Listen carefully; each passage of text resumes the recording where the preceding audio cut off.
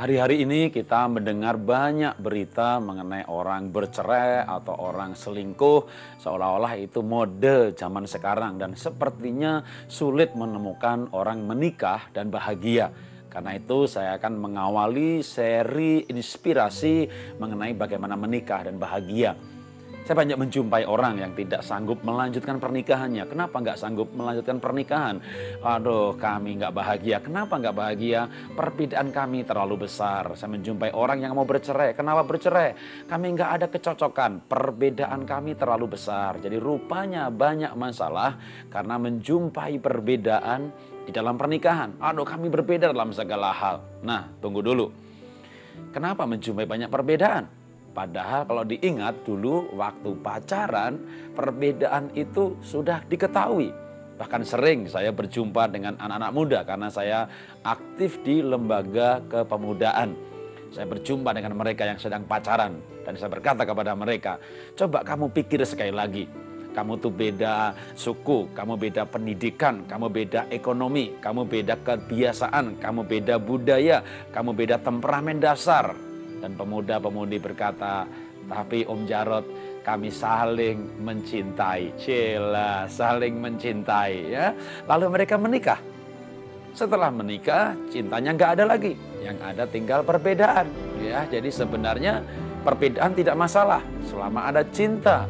Waktu pacaran sudah diingatkan kalau ada perbedaan. Tapi mereka berkata, kami saling mencintai. Cinta mengatasi perbedaan. Masalahnya setelah menikah, bertengkar ya, mulai ada ketidaksesuaian, ada kekecewaan, ada kepahitan, lalu cintanya mulai berkurang atau bahkan hilang. Maka yang tersisa hanyalah perbedaan. Nah, jadi bagaimana menikah dan bahagia? Apakah Anda akan merubah pasangan Anda? Anda sekarang menikah misalnya 25 tahun. Dan Anda berjuang untuk merubah pasangan Anda. Karena Anda tidak sanggup mengatasi perbedaan. Maka Anda pengen mencoba merubah pasangan supaya pasangan tidak berbeda dengan Anda. Saya mau katakan, kalau Anda 5 tahun menikah dan berusaha mencoba merubah pasangan Anda, tanyakan kepada yang sudah 40 tahun menikah. Dan saya mau kasih tahu, pasangannya belum berubah. Jadi kalau Anda mau merubah pasangan Anda akan menikmati kesengsaraan 40 tahun lagi. Karena yang sudah menikah 40 tahun, pasangannya belum berubah juga. Jadi sebenarnya saya mau mengajarkan untuk menikah dan bahagia bukan kalau merubah pasangan. Dulu waktu pacaran Anda bahagia, walaupun ada perbedaan. Karena ada cinta. Maka sebenarnya untuk menikah dan bahagia, menciptakan keluarga bahagia, bukan kalau perbedaan itu dihilangkan, tetapi kembalikan cinta. Nah, cinta tidak turun dari langit. Cinta perlu dibangun. Cinta perlu dikembangkan.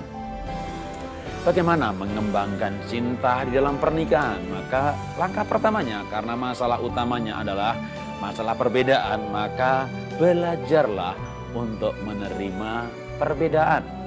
Pandanglah perbedaan justru sebagai keindahan. Seperti pelangi. Itu indah karena bermacam-macam warna. Kalau Anda berkata, tuh ada pelangi. Mana nggak ada biru? Ya itu pelangi. Itu namanya langit kalau semuanya biru kawan. Pelangi indah karena warna-warni. Kalau kita bisa memahami perbedaan ya sebagai keindahan, maka justru itulah keunikan, justru itulah kunci kebahagiaan.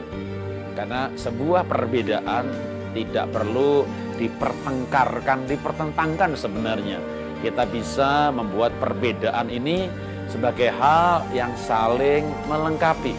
Ya, perbedaan antara suami dan istri itu perbedaan yang justru bisa membuat dua pribadi menjadi satu. Karena itu saya mau mengawali rangkaian inspirasi mengenai pernikahan ini. Terima perbedaan pasangan Anda. Kembalikan cinta seperti dulu waktu pacaran. Karena ketika ada cinta, perbedaan bukan masalah. Salam bahagia.